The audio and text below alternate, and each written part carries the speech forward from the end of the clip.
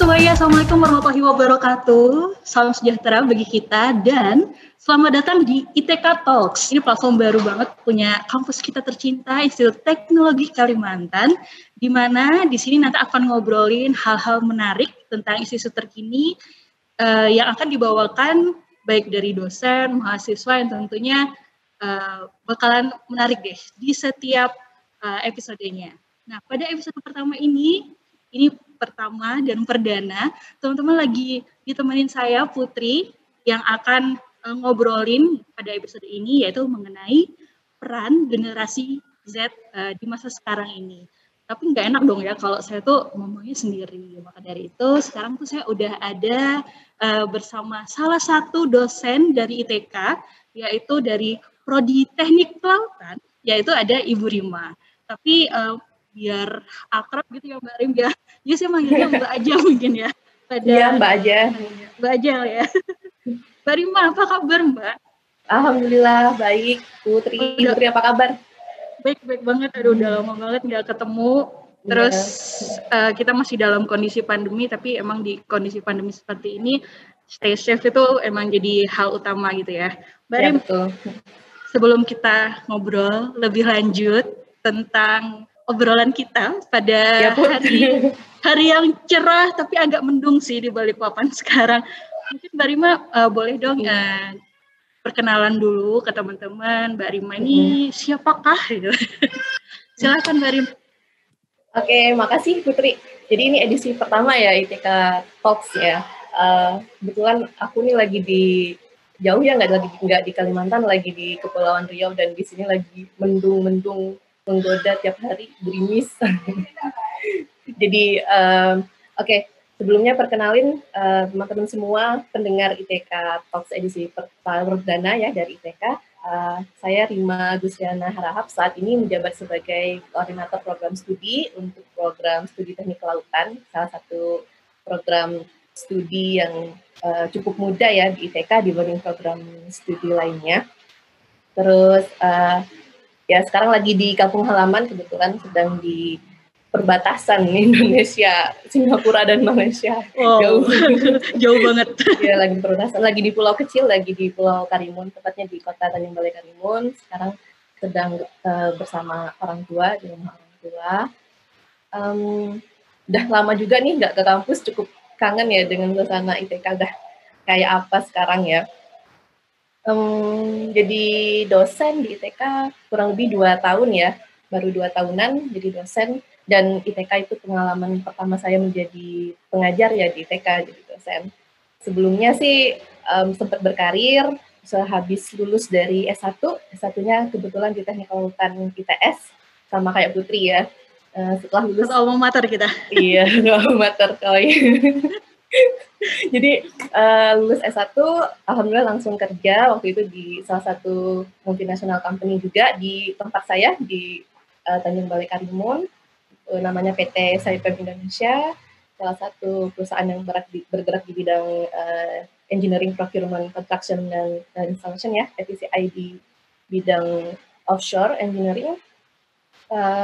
Sempat sekitar 2 tahunan kerja, akhirnya memutuskan untuk lanjut studi S2, kembali lagi jadi kakak kelasnya Putri waktu itu di teknologi kelautannya ITS.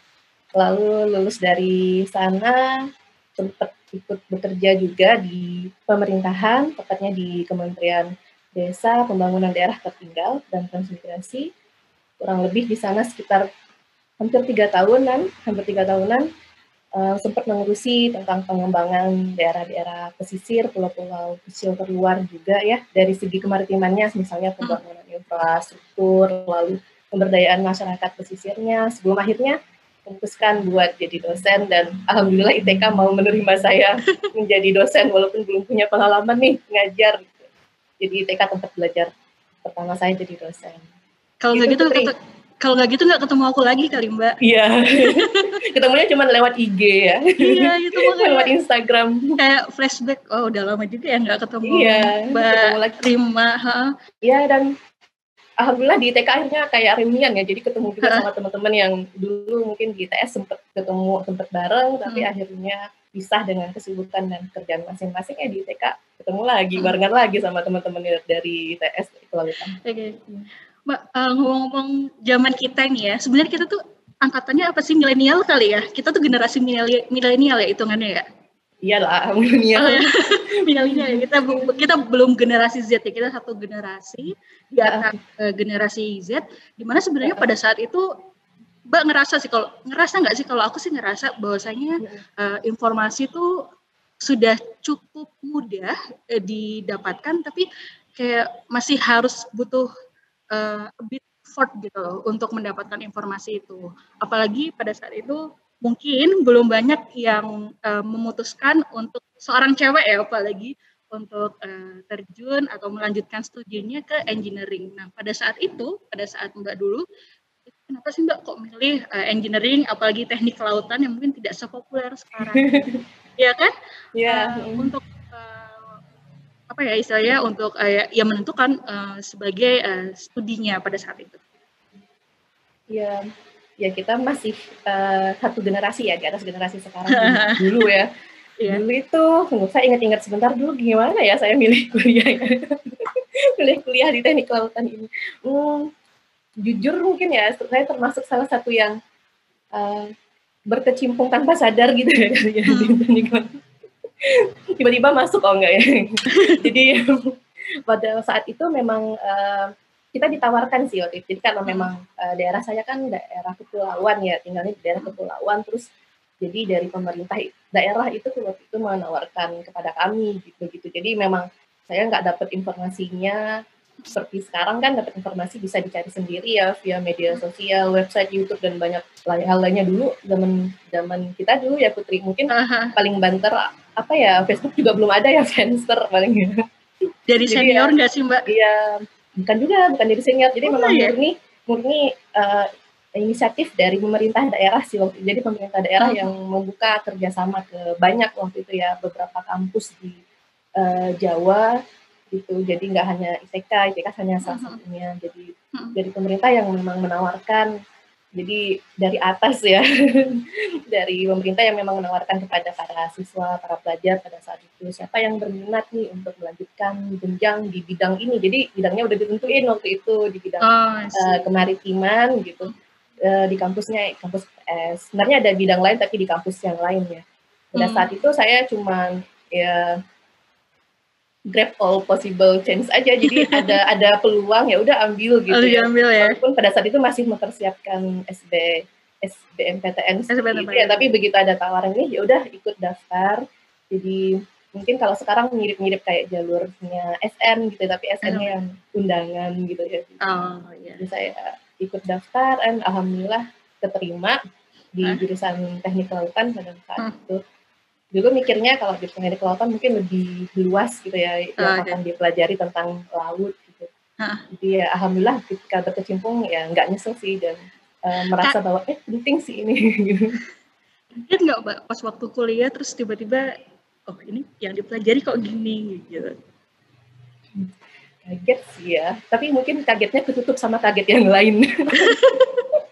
Gitu ya? Sama kaget yang lain, soalnya di awal-awal kan kita mungkin sempat mengalami yang namanya culture shock karena belum pernah ke Jawa sebelumnya. Oh iya, Mbak, dari Riau ke Surabaya ya pada saat itu ya? Iya, jadi istilahnya kita dari pulau kecil gitu ya, terus kita pergi ke Surabaya, salah satu kota terbesar pada saat itu. Jadi ya benar-benar di tahap awal kita perlu penyesuaian diri yang lumayan banyak ya, dari segi budaya, dari segi makanan, bahasa. Jadi mungkin kagetnya ketutupan nih sama kaget-kaget yang lain, terus ya mulai enjoy, satu semester kuliah mulai enjoy dan bisa mungkin.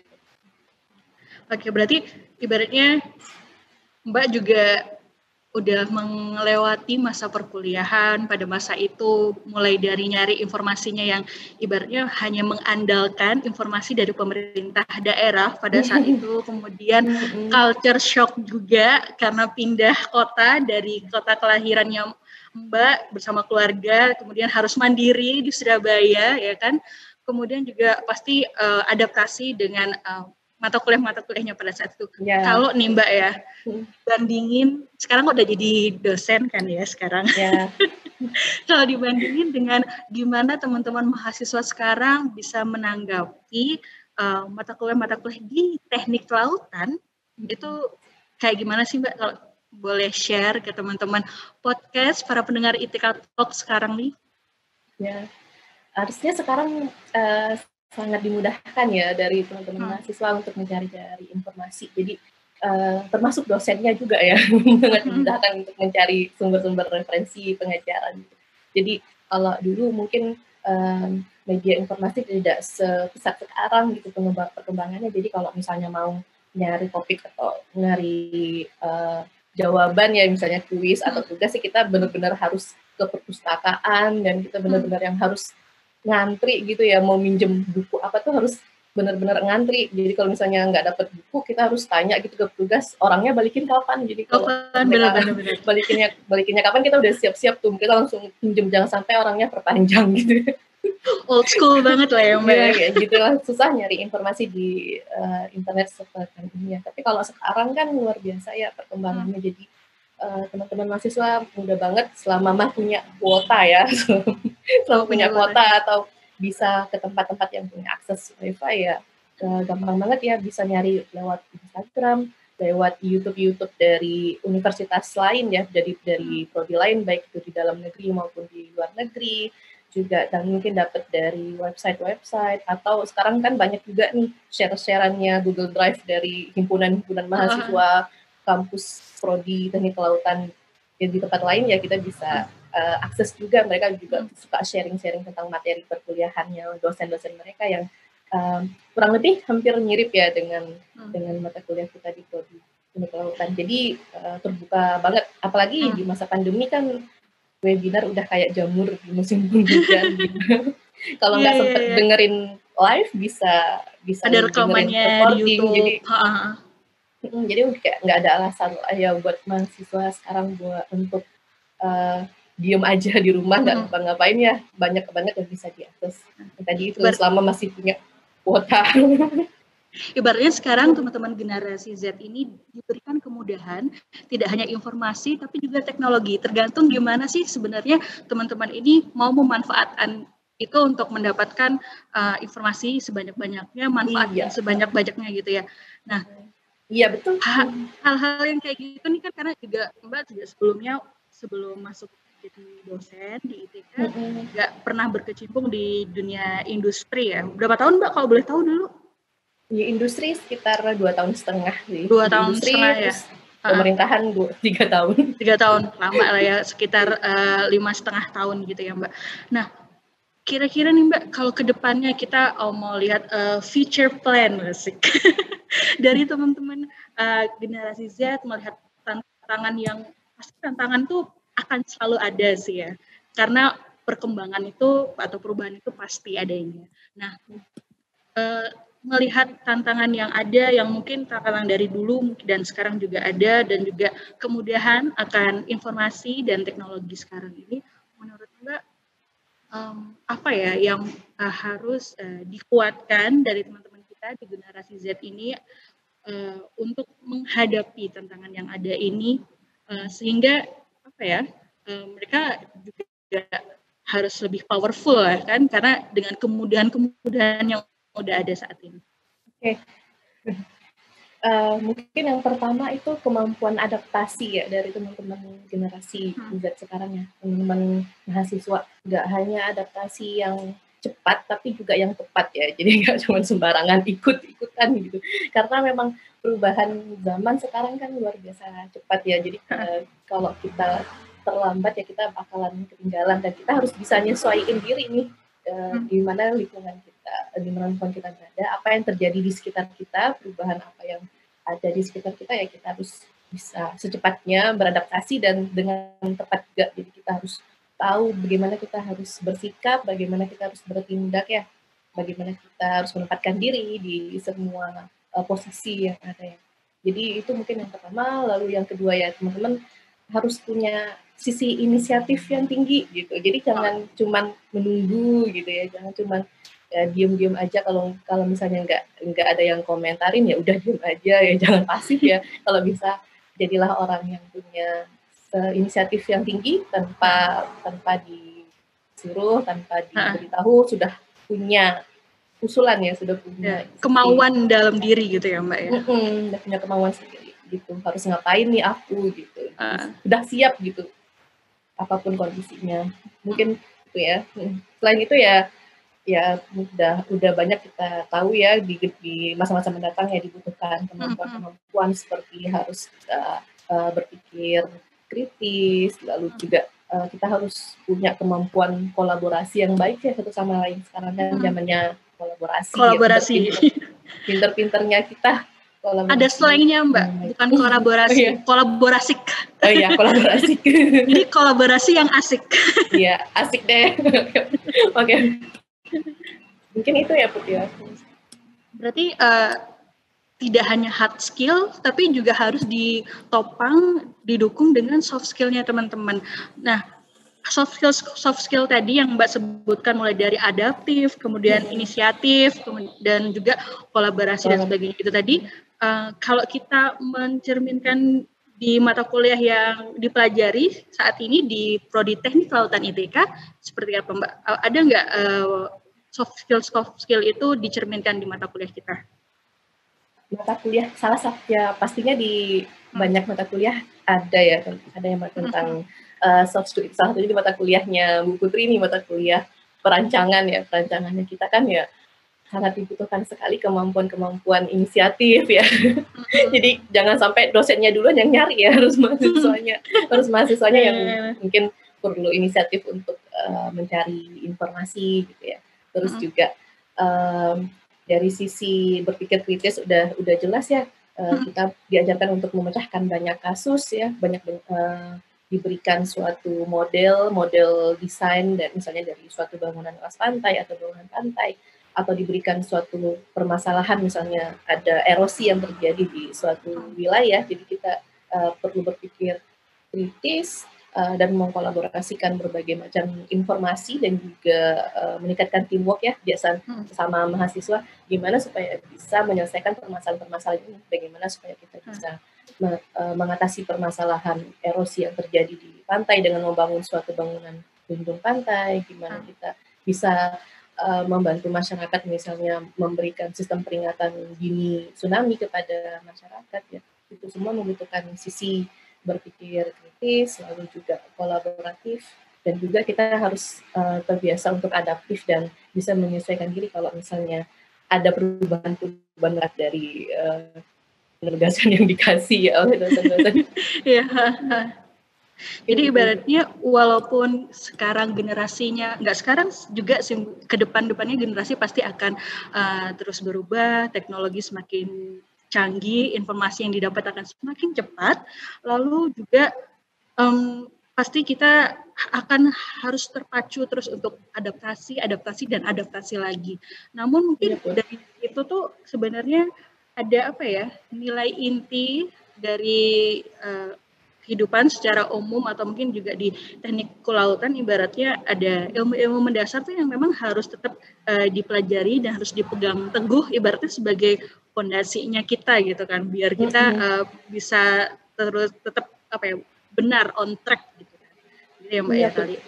Ini nggak cuma di pelajaran ya, semua ini juga nggak hanya di mata kuliah ya, semuanya bisa kita lihat dari segi yang lebih luas lagi, dari segi kehidupan kita sehari-hari juga. Kemampuan itulah yang nantinya akan menjadi bekal kita buat kita hidup dan nantinya bisa menjalani hari-hari kita dengan lebih baik lagi.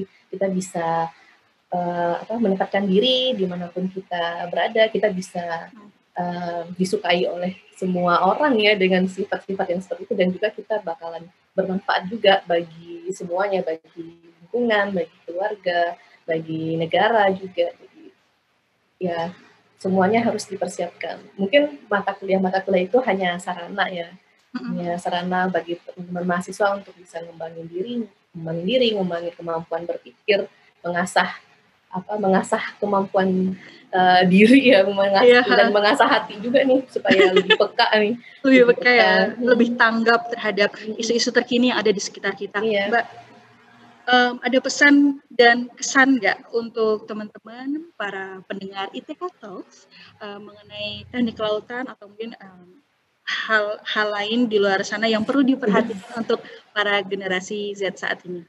Ya, pesan-pesannya ya untuk teman-teman sekarang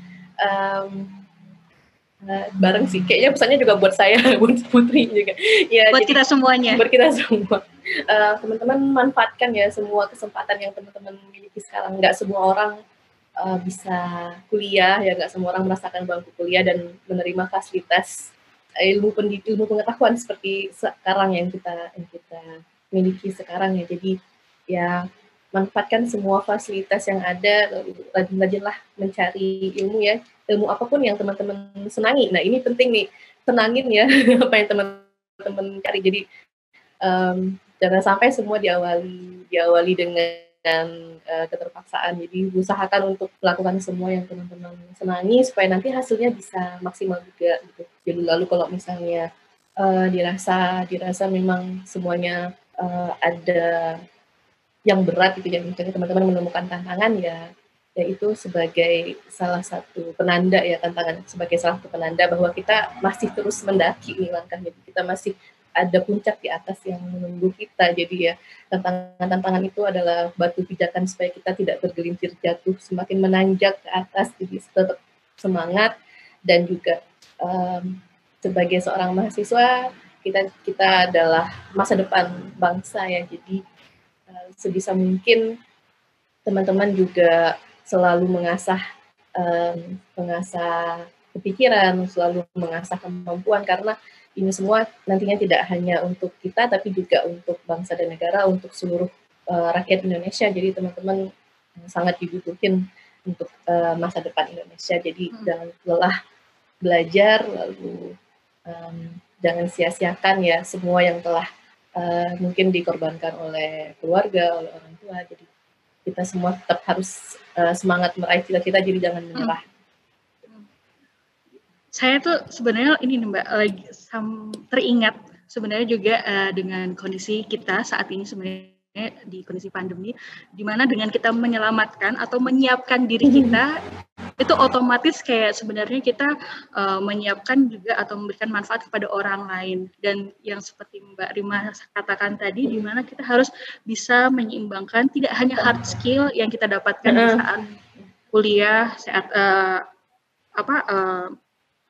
di kuliah kemudian belajar kayak itu, tapi juga kita harus mengasah soft skill kita, karena kuliah atau kampus itu adalah satu hal, tapi sebenarnya ruang belajar kita itu tidak berdimensi kan, dalam artian ya memang harus terus belajar dan juga beradaptasi gitu. Dan bagi teman-teman para pendengar ITK Talks sekarang dan juga para generasi Z ini kan yang nanti mungkin tahun ini akan memasuki bangku perkuliahan, tidak usah khawatir, selalu memanfaatkan kesempatan yang ada, kemudian selalu meningkatkan potensi dan juga adaptasi gitu ya, karena itu tadi generasi akan berubah, zaman akan berubah, tapi dengan teman-teman paham betul akan potensi dan juga posisi dari teman-teman itu di mana, itu pasti akan membantu ke depannya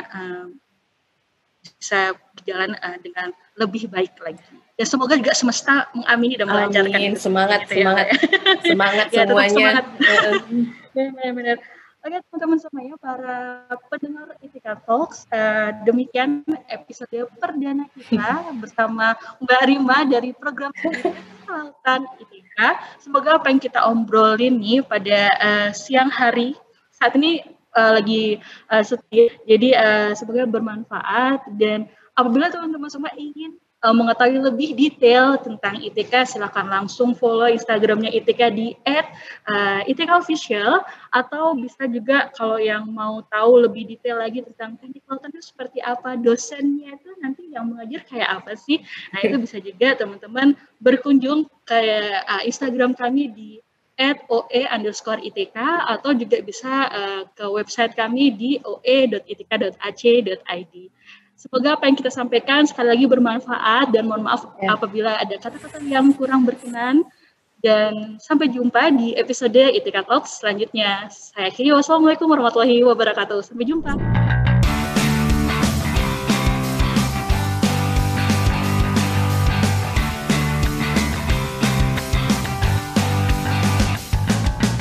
Spekta untuk Sang Pencipta dan Bumi Etam.